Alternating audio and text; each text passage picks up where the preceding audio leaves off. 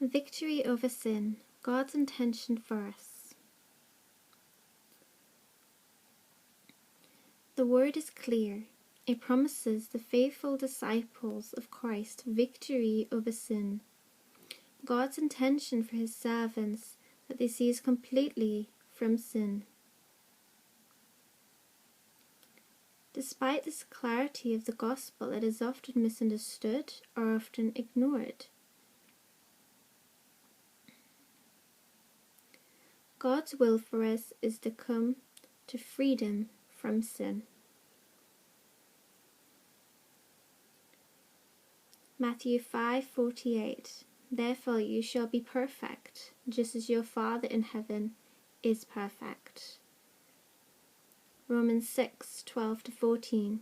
Therefore do not let sin reign in your mortal body, that you should obey it in its lusts, and do not present your members as instruments of unrighteousness to sin, but present yourselves to God as being alive from the dead, and your members as instruments of righteousness to God, for sin shall not have dominion over you, for you are not under law, but under grace.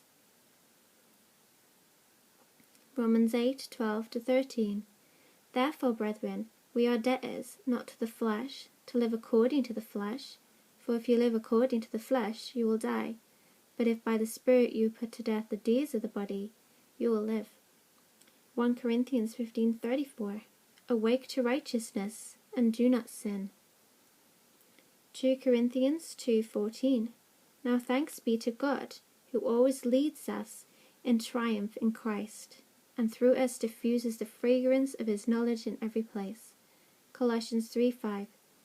Therefore put to death your members which are on the earth, fornication, uncleanness, passion, evil desire, and covetousness, which is idolatry. Hebrews 2:17-18.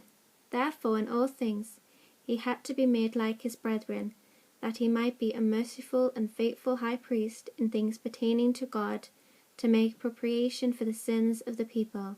For in that he himself has suffered, being tempted, he is able to aid those who are tempted. Hebrews 4:15-16. For we do not have a high priest who cannot sympathize with our weaknesses, but was in all points tempted as we are, yet without sin. Let us therefore come boldly to the throne of grace, that we may obtain mercy and find grace to help in time of need. 1 Peter 2:21-22. For to this you were called, because Christ also suffered for us, leaving us an example, that you should follow his steps, who committed no sin, nor was deceit found in his mouth. 1 Peter 4:1-2.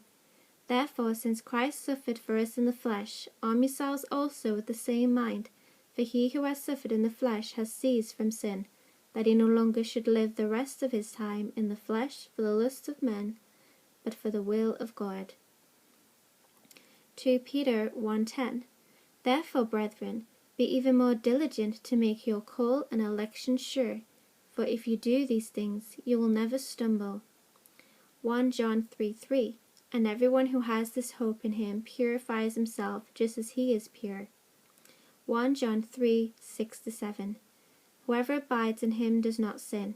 Whoever sins has neither seen him nor known him. Little children, let no one deceive you. He who practices righteousness is righteous, just as he is righteous. And Revelation 3:21. To him who overcomes, I will grant to sit with me on my throne, as I also overcame and sat down with my Father on his throne.